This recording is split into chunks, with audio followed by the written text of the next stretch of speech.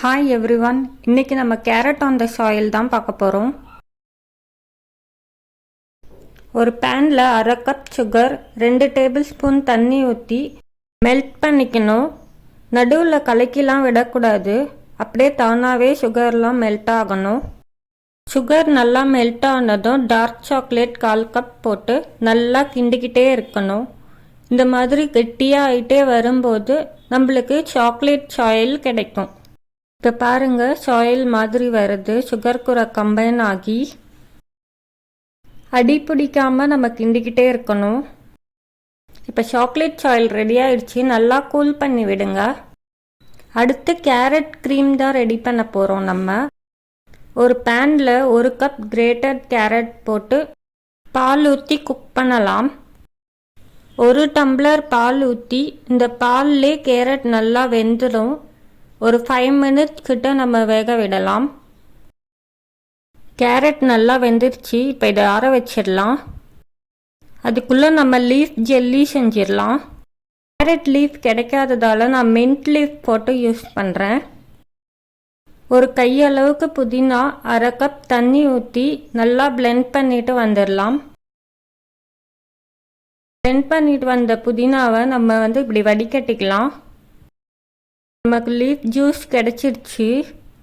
Jelly பண்ணுறதுக்கு ஒரு பாத்திரத்தில் மின்ட் ஜூஸ் ஊற்றிட்டு ஒரு கொதி வர்ற அளவுக்கு கொதிக்க விடணும். இது கூடவே லெமன் ஜூஸ் கொஞ்சமாக புழிஞ்சிக்கோங்க. இப்போ நல்லா கொதிக்குது. இந்த டைமில் சைனா கிராஸ் இல்லைன்னா உங்கள்கிட்ட அகர் அகர் பவுடர் இருந்தால் கூட அதை ஆட் பண்ணிக்கலாம். 1 டீஸ்பூன் போட்டுக்கலாம்.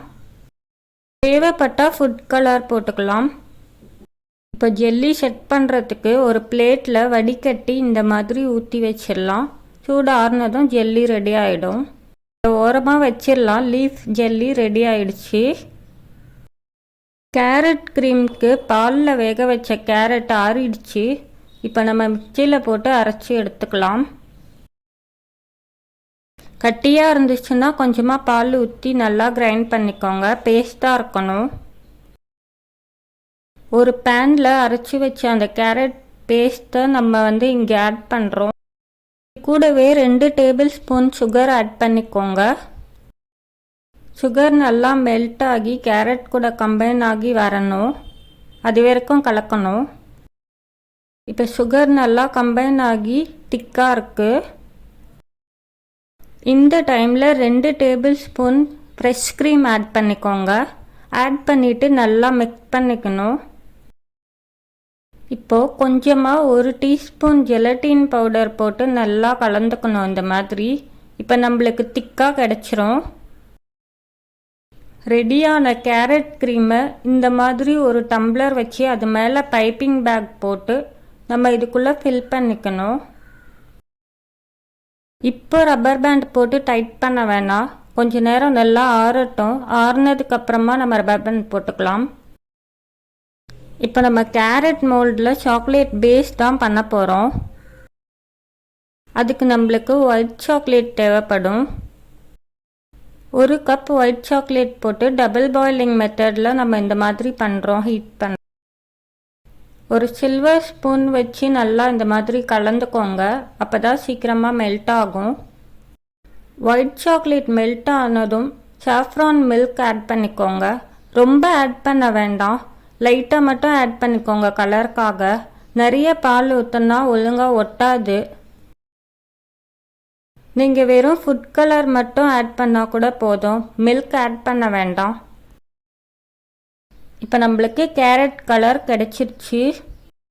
ஒரு பைப்பிங் பேக்கில் கேரட் ஷேப் கிடைக்கிறதுக்கு கேரட் போட்டு இந்த மாதிரி சாக்லேட் மேலே ஊற்றிட்டா கேரட் மோல்ட் சாக்லேட் ரெடி ஆகிடும். இப்போ இதை ஃப்ரிட்ஜில் வச்சு செட் பண்ணி எடுத்துக்கோங்க. எல்லா எலிமெண்ட்டும் ரெடி ஆகிடுச்சு.